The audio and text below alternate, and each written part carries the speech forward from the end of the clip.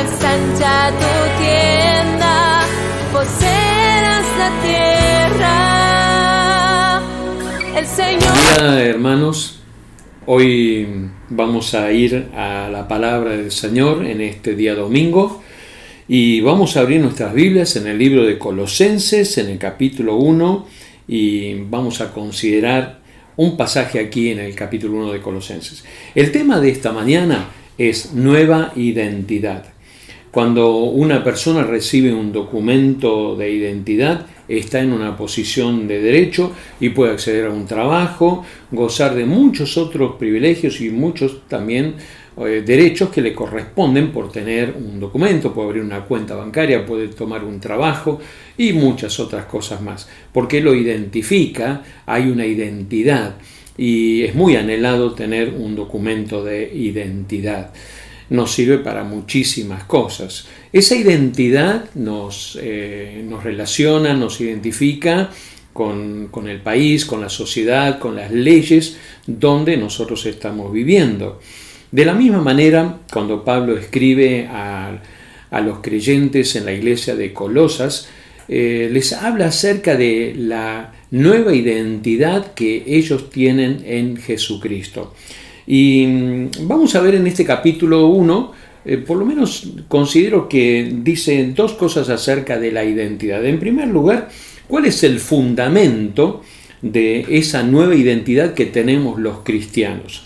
Observemos los primeros versículos que dice: siempre orando por vosotros damos gracias a Dios, Padre de nuestro Señor Jesucristo, habiendo oído de vuestra fe en Cristo Jesús y del amor que tenéis a todos los santos, a causa de la esperanza que os está guardada en los cielos, de la cual ya habéis oído por la palabra verdadera del Evangelio, que ha llegado hasta vosotros así como a todo el mundo, y lleva fruto y crece también en vosotros desde el día que oísteis y conocisteis la gracia de Dios en verdad, como lo habéis aprendido de Epafras, nuestro consiervo amado, que es un fiel ministro de Cristo para vosotros, quien también nos ha declarado vuestro amor en el Espíritu. Noten que en esta primera sección, en esta primera parte, el apóstol Pablo hace aquí una descripción de lo que había escuchado y de el reporte que había recibido de Epafras acerca de los hermanos y la iglesia de Colosas. Aquí está hablando acerca de los fundamentos de la nueva identidad que tenemos los cristianos. En primer lugar, la fe en Jesucristo es lo que le da y nos da una nueva identidad. La palabra de Dios que nos ha sido predicada, nos ha sido enseñada, la palabra de Dios centrada en la persona de Jesucristo, que ha sido enseñada y ha transformado la vida. Lo que da verdadera identidad a un cristiano es la transformación de su vida por haber recibido el mensaje, la predicación de la palabra y haber respondido a esa palabra que le ha sido enseñada. También dice en el versículo 9 y 10, por lo cual también nosotros desde el día que lo oímos, no cesamos de orar por vosotros y de pedir que seáis llenos del conocimiento de su voluntad en toda sabiduría e inteligencia espiritual. El fundamento entonces de la nueva identidad que tenemos cristianos está basado en la predicación del Evangelio y en la respuesta que cada uno le da al Evangelio. Eso es lo que da verdadera identidad. En segundo lugar, aquí el hacer la voluntad de Dios es lo que también da el fundamento a esta nueva identidad. Dice la palabra de Dios también en 1 Juan capítulo 2 verso 17: y el mundo pasa y sus deseos, pero el que hace la voluntad de Dios permanece para siempre. El que hace la voluntad de Dios permanece para siempre. Hacer la voluntad de Dios es una señal de la nueva identidad. Pero esta nueva identidad, como lo dice también aquí, sea llenos del conocimiento de su voluntad en toda sabiduría e inteligencia espiritual. No está refiriéndose a un conocimiento mero acerca de Dios. Mucha gente dice y piensa conocer a Dios de una manera, pero aquí está hablando de un conocimiento más bien práctico, de un conocimiento que lleva a una a una vivencia, como lo encontramos en las Escrituras también. En Colosenses 3:16 dice: la palabra de Cristo mora en abundancia en vosotros, enseñándoos y exhortándoos unos a otros en toda sabiduría, cantando con gracia en vuestros corazones al Señor con salmos e himnos y cánticos espirituales. Noten cómo la palabra de Dios nos enseña y nos contribuye a la exhortación de unos a otros en toda sabiduría, produce cambios en la vida. Entonces, la nueva identidad tiene un fundamento en una respuesta al mensaje del Evangelio que nos fue predicado, y tiene una respuesta al hacer la voluntad de Dios, agradándole a Dios en todo. Esto de alguna forma contradice ese pensamiento secular o pensamiento muy común que en muchas personas hay. Uno dice, bueno, yo soy cristiano porque nací en una familia cristiana, porque mi abuelo, mi abuelita, mi mamá me llevó hace tantos años, yo estoy en la iglesia o voy a la iglesia. Pero vemos que la identidad cristiana es mucho más que una afiliación. Tiene una raíz profunda en una respuesta a un mensaje concreto, a un mensaje específico, que es el mensaje de Jesucristo. Él es el Señor, Él es el Salvador, Él es el que murió en la cruz por mis pecados, y cuando nosotros respondemos a ese mensaje, entonces nos convertimos en hijos de Dios y tenemos una nueva identidad. Y cuando tenemos hemos respondido, hemos dado una respuesta al mensaje del Evangelio, también hacemos la voluntad de Dios en toda nuestra vida y vivimos de una forma totalmente diferente, distinta. Entonces, podemos decir que allí están los fundamentos, pero ahora Pablo también va a hablar en los versículos que siguen acerca de la evidencia de la nueva identidad. ¿Cuáles son las evidencias de la nueva identidad que hay en el cristiano, en aquel que ha tenido un encuentro personal con Jesucristo, ¿no? En primer lugar, dice aquí en el versículo 10, para que andéis como es digno del Señor, agradándole en todo. La evidencia básica, esencial, es andar como es digno. El término andar en el Nuevo Testamento se utiliza mucho, es un término dinámico, un término que indica movilidad, es un término que indica avance, es un término que indica vida, es un término que indica un progreso, que donde uno se está moviendo, y es un andar como es digno, es un vivir digno del Señor. Y como lo dice aquí, agradando a Dios en todo. El término agradar a Dios se repite también muchas veces, de muchas maneras, en el Nuevo Testamento. Por ejemplo, cuando los hijos obedecen a sus padres, esto dice Colosenses 3:20, agrada a Dios. En Proverbios 16:7, mire lo interesante que es este término. Cuando los caminos del hombre son agradables a Jehová, aún a sus enemigos hace estar en paz con él. Es muy bueno para reflexionar esto. Cuando un hombre tiene sus caminos, su proceder, su andar, su vivir, que es agradable a Dios, aún a los enemigos están en paz con él. Los enemigos dicen, con este no me meto, con este no tenemos nada que hacer con él. ¿Por qué? Porque agrada al Señor. En 1 Tesalonicenses, cuando Pablo escribe a otra iglesia, le dice también, por lo demás, hermanos, os rogamos y exhortamos en el Señor Jesús que de la manera que aprendisteis de nosotros cómo os conviene conduciros y agradar a Dios, así abundéis más y más. Ellos fueron enseñados cómo agradar a Dios, los tesalonicenses. Y Pablo dice, bueno, abunden en esto. Esto no se termina, tienen que profundizar, tienen que abundar, tienen que expresarlo, esto de agradar a Dios cada vez más. No se pueden detener en agradar al Señor. En Hebreos 13, verso 16 dice, y de hacer el bien y de la ayuda mutua no os olvidéis, porque de tales sacrificios se agrada a Dios. de hacer el bien y de la ayuda mutua. Y justamente estamos en este tiempo de pandemia, en este tiempo de encierro, donde mucha gente está necesitando ayuda.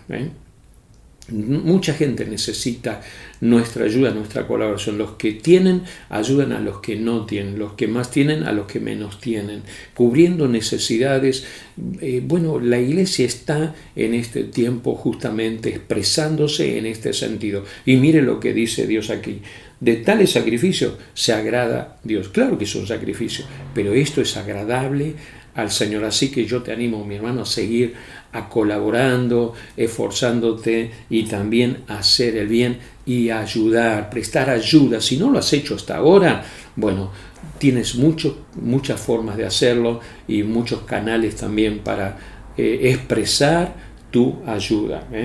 En 1 Juan capítulo 3 versículo 22 dice: cualquier cosa que pidiéramos la recibiremos de Él, porque guardamos sus mandamientos y hacemos las cosas que son agradables delante de Él.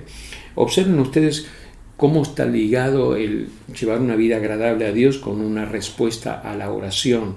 Cuando uno vive con temor de Dios en una forma agradable al Señor, Dios también atiende y escucha la oración. Pero también dice acá, guardamos los mandamientos. Y cuando uno guarda los mandamientos, entiende, comprende la verdad de Dios, la palabra de Dios, el consejo de Dios, y tiene más disposición a vivir de esa manera y agradar al Señor. Entonces, ¿cuál es una evidencia de la nueva vida? Andar como es digno, agradando al Señor. En segundo lugar, es llevando fruto. Llevar fruto es la evidencia exterior de la actitud interior. Lo que sucede interiormente, que hay una disposición para agradar a Dios, pero hay que expresarlo, hay que llevar frutos, hay que manifestarlo. Dice la Biblia en Gálatas 5:22, mas el fruto del Espíritu es amor, es gozo, es paz, es paciencia, es benignidad, es bondad, es templanza, mansedumbre. Contra tales cosas no hay ley. Ese es el fruto del Espíritu, es lo que se expresa en lo exterior. Esto es una evidencia realmente de que tenemos una nueva identidad. No son palabras solamente, sino que son acciones, es vida que se expresa mostrando la presencia de Dios en nuestras vidas. Pablo sigue hablando aquí, fíjense en el versículo 10, también dice, llevando fruto en toda buena obra y creciendo en el conocimiento de Dios. Otra evidencia de la nueva identidad, lo que nos marca a nosotros, nos hace personas diferentes con esta identidad propia, es el crecimiento en el conocimiento de Dios. Uno puede conocer a Dios y les podemos decir con certeza que el diablo también conoce a Dios, pero sin embargo el conocimiento que él tiene no es el conocimiento que nosotros podemos llegar a tener. Hay mucha gente que conoce a Dios medianamente, conoce un Dios de la historia, un Dios de la cultura, un Dios de la tradición, pero no conoce al Dios de la Biblia, al Dios personal, al Dios que es una persona. Se trata de conocer a Dios, de un conocimiento que surge de una relación. Cuando tengo una relación, yo puedo conocer que tal persona vive en tal lugar, tiene tal familia, tiene tal auto, trabaja en este otro lugar y la responsabilidad que tiene en el trabajo y nada más. Pero sin embargo no conozco a esa persona, más que conozco lo de afuera. Y lo que nos identifica a nosotros, esa nueva identidad que tenemos, es una persona que conoce a Dios de una forma personal, que no se trata de saber más de Dios, sino de conocer más a Dios. Esto habla de la intimidad con Dios, de un conocimiento profundo de nuestro Dios. Y Santiago dice que cuando nosotros nos acercamos a Dios, Él se acerca a nosotros. Entonces, nosotros podemos estar tan cerca de Dios como nosotros queremos estar. En 2 Pedro 3:18 dice, antes bien creced en la gracia y el conocimiento de nuestro Señor y Salvador Jesucristo. A Él sea gloria, honra y hasta el día de la eternidad. ¿Ven? Creced en la gracia y el conocimiento del Señor Jesús. No es un conocimiento intelectual, es un conocimiento íntimo, profundo, personal, que enriquece la vida, transforma la vida, le da riqueza a nuestro corazón y entonces eso provee una verdadera identidad al creyente. En 1 Juan 5:20 dice: pero sabemos que el Hijo de Dios ha venido y nos ha dado entendimiento para conocer al que es verdadero, y estamos en el verdadero, en su Hijo Jesucristo. Este es el verdadero Dios y la vida eterna. Nos ha dado entendimiento para conocer al que es verdadero. Cuando uno acepta a Jesucristo como su Salvador, tiene el entendimiento para conocer más a Dios. Hay personas que dicen: yo no conozco a Dios y no puedo y no entiendo y no comprendo. Quizás no has tenido todavía y no has dado el primer paso, que es encontrarte con Jesucristo y haberlo aceptado a Él como Señor y Salvador de tu vida. Entonces, la evidencia de esta nueva vida es crecer en el conocimiento de Dios. Hay otra evidencia más también, que es ser fortalecidos en Él. Eso es una evidencia interior que se expresa en lo exterior, fortalecidos interiormente. Un creyente lo pone en evidencia su fe, su confianza en el Señor. Dice en Efesios 6:10: por lo demás, hermanos míos, fortaleceos en el Señor y en el poder de su fuerza, para enfrentar la adversidad con paciencia, con fortaleza, con resistencia. Eso es fortaleza interior, porque nos dice aquí: fortalecidos con todo poder, conforme a la potencia de su gloria, para toda paciencia y longanimidad. Mire, utiliza dos palabras para paciencia, pero es el creyente que tiene esta nueva identidad, que enfrenta estos problemas de encierro, de pandemia, de inseguridad, con fortaleza. ¿De dónde viene la fortaleza? Del interior. ¿Y de dónde viene? De la confianza que tenemos, fortalecidos en el poder, en la potencia de la gloria de Dios, porque Dios está con nosotros. Dice en Santiago 1, 2 y 4: hermanos míos, tened por sumo gozo cuando os halléis en diversas pruebas, sabiendo que la prueba de vuestra fe produce paciencia, mas tenga la paciencia su obra completa, para que seáis perfectos, cabales, sin que os falte cosa alguna. Somos fortalecidos cuando estamos pasando por adversidades, por pruebas, por dificultades. El resultado es paciencia, el resultado es longanimidad. Miren, ese término, longanimidad, lo podemos ver en Efesios 4:2. Dice: con toda humildad y mansedumbre, soportándoos con paciencia los unos a los otros en amor. Esto es paciencia de unos con otros. Esto es ser longánime, es ser paciente con las personas. Podemos ser pacientes y encontrar fortaleza y tener resistencia frente a la adversidad, frente a los problemas, frente a las dificultades. Pero también necesitamos tener paciencia con otras personas. Y eso es la gracia de Dios en nuestra vida, que nos hace ser pacientes con otros, como Dios ha sido y es paciente con nosotros, ¿no? En tercer lugar, otra evidencia de la nueva identidad que tiene el cristiano es una vida con gozo, una vida con gozo y con gratitud. Yo veo que aquí por lo menos hay 5 razones por las cuales podemos decir que expresamos nuestro gozo y nuestra gratitud a Dios. Hay muchas razones y muchas fuentes para amargarse y entristecerse, pero yo les voy a dar aquí algunas para que podamos recuperar, restaurar y enfocarnos. La nueva identidad nos enfoca en el gozo del Señor. En primer lugar, dice aquí, con gozo, en verso 12, dando gracia al Padre que nos hizo aptos para participar de la herencia de los santos en luz. Dios nos hizo aptos para una herencia. Antes no era apto, ahora sí soy apto. Apto para heredar esa herencia que tengo en Cristo Jesús. Hay una herencia que me espera, y esa es la esperanza, esa es la seguridad, eso es el cielo, eso es la bondad, eso es la presencia de Dios. Es una herencia gloriosa que tenemos todos los cristianos, y eso es una causa de gozo. En segundo lugar, otra causa de gozo es que Él nos libró del reino de las tinieblas, un reino de amargura, de tristeza, de queja, de tinieblas. Dice en Pedro utiliza el mismo concepto de luz y de tinieblas. Mire cómo lo dice: mas vosotros sois linaje escogido, real sacerdocio, nación santa, pueblo adquirido por Dios, para que anunciéis la virtud de aquel que os llamó de las tinieblas a la luz admirable. Él nos llamó a la luz admirable para que nosotros anunciemos las buenas nuevas hasta los confines de la tierra. En tercer lugar, Él nos trasladó de un reino de tinieblas a un reino de luz.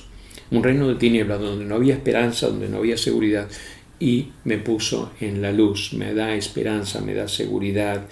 Y esto es una causa de gozo, estar en este reino de luz donde el Señor, donde Jesucristo es el Rey, donde Él es el Señor, donde Él es el amo, donde Él tiene otros principios, tiene otros valores que guían nuestra vida.